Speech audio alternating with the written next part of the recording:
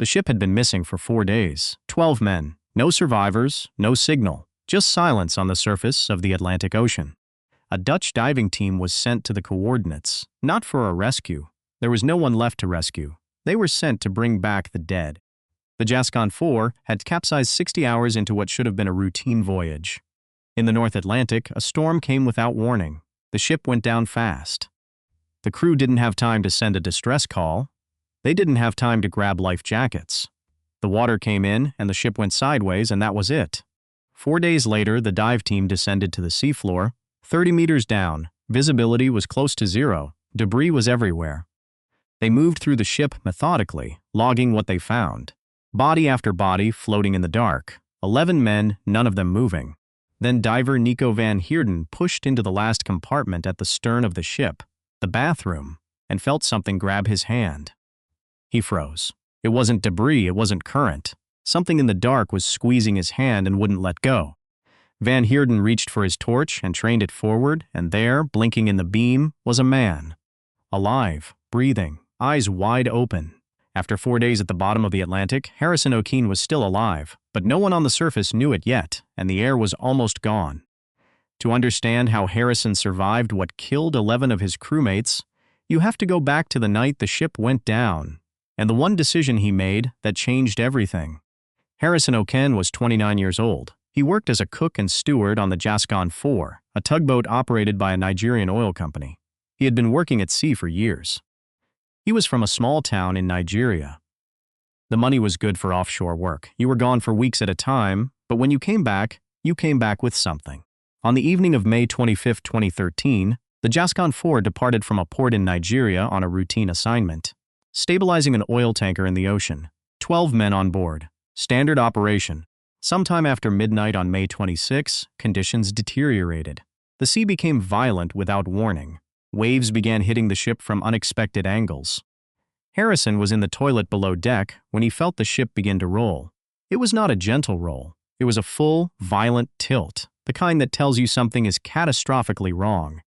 The Jascon 4 capsized within minutes. Water rushed in from every direction. In the dark, Harrison grabbed whatever he could and pulled himself to a sealed portion of the stern. He found an air pocket, an enclosed bathroom space that had trapped enough oxygen to breathe, barely. In the pitch darkness, Harrison didn't know if anyone else had made it. He shouted. No answer. He listened. Nothing. Just the sound of the ocean pressing against metal hull and the slow, occasional creak of the ship settling on the bottom. He was 30 meters below the surface. No radio, no light, no way to signal anyone. The water was cold and rising slowly. Slow breathing meant the air would last longer. He had done no special survival training. He knew nothing about oxygen depletion. He just knew that panic would kill him faster.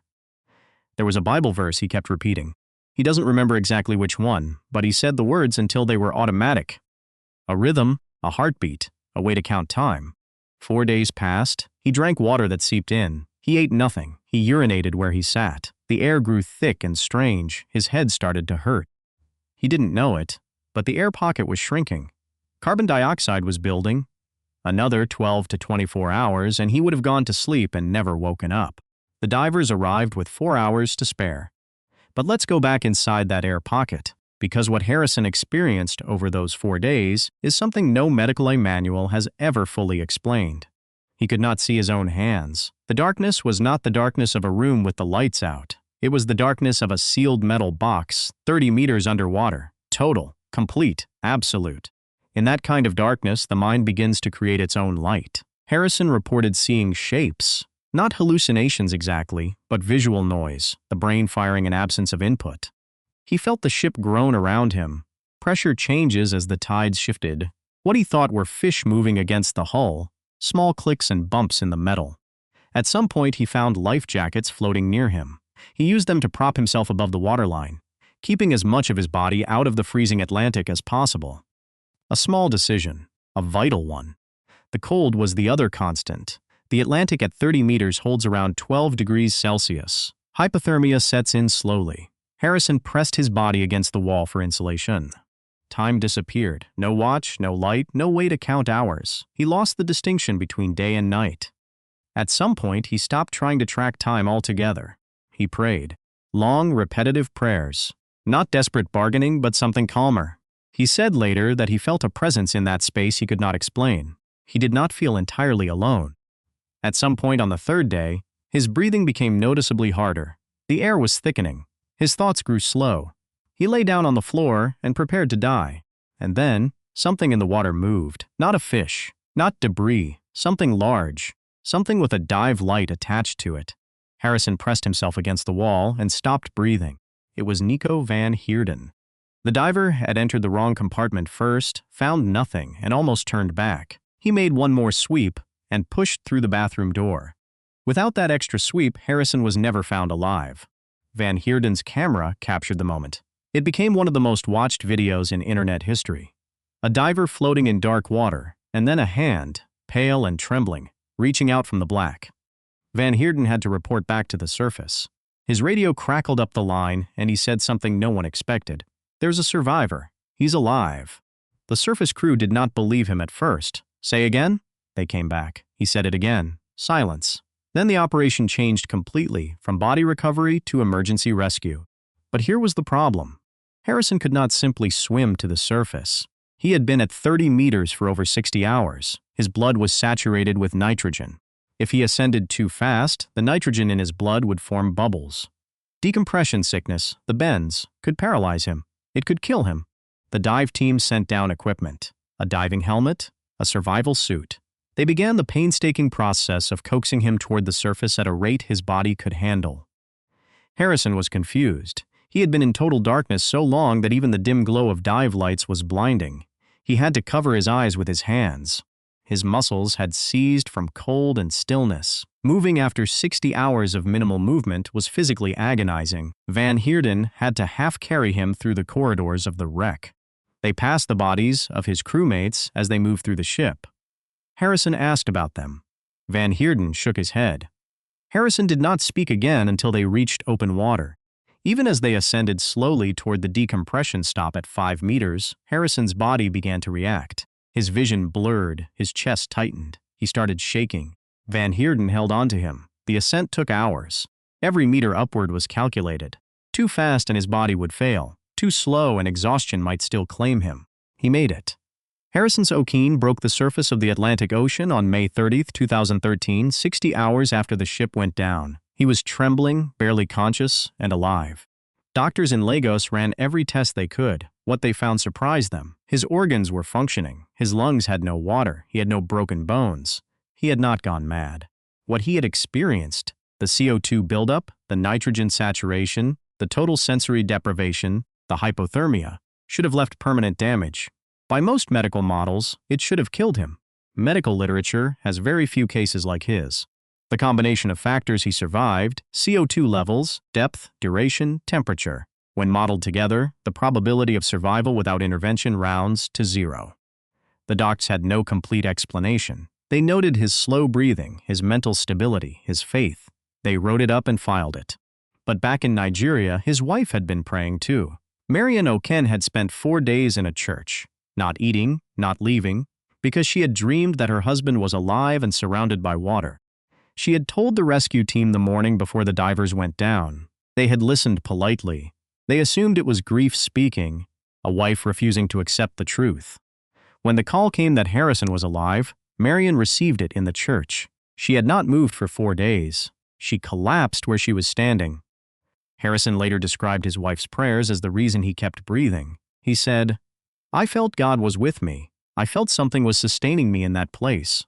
The footage of Van Heerden finding Harrison went viral within 24 hours. Millions of views. People called it the most miraculous rescue footage ever captured on camera. The world now knew his name.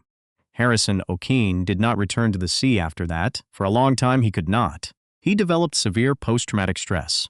Water was a trigger. Swimming was impossible. He slept with the lights on for a year. He could not tolerate closed spaces. He had nightmares every night, always the same, water rising, darkness, no way out.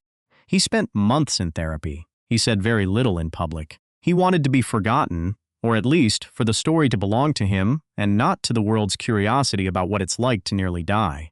But slowly, he found a way back, not away from the ocean, but toward it on different terms. Harrison Okene trained as a saturation diver, The same discipline that saved his life became his work. He now dives professionally, back on the same ocean that held him prisoner for 60 hours. He said it was the only way to stop being afraid. "If I don't go back," he said, "it means the ocean won, and it didn't win." The Jascon 4 still sits on the seafloor 30 meters below the Atlantic. No salvage was ever attempted. The wreck contains the remains of 11 men who didn't find an air pocket. Their names are largely unknown outside their communities. The story is always told through the man who lived, not the men who didn't. That number is rarely in the headline. This is the strange math of survival stories. The survivor speaks, the dead don't. What we remember is the miracle, not the tragedy that surrounded it. Harrison has said in interviews that he doesn't think about the 11 men as a source of guilt. He thinks about them as company. "They were with me down there," he said. "I wasn't the only one in that ship." Harrison doesn't have a satisfying answer for why he was the one who found the air pocket. Most survivors don't. The randomness of who survives is something we try to explain with faith, or luck, or preparation, and sometimes it's none of those things. What we know, the cook went below deck at the wrong moment, found the wrong room, and by chance that room held air. That's the margin between the headline and the footnote. And now he dives for a living 30 meters down in the same dark cold water that held him for 60 hours. He says it is not the same ocean anymore. He says it is his ocean now. Whether you call that recovery or defiance or something else entirely, Harrison Okene is still here, and every time he descends into the Atlantic, he is answering a question the rest of us are afraid to ask. If this story stayed with you, the darkness, the air pocket, the hand reaching out, then history has done what it always does. It found you. Subscribe so you don't miss the next time a real story turns out to be stranger than anything we could have invented. We'll be here. And if you have a story, something that happened, something you can't stop thinking about, drop it in the comments. Every episode starts with a moment someone couldn't forget. Until next time, thank you for watching.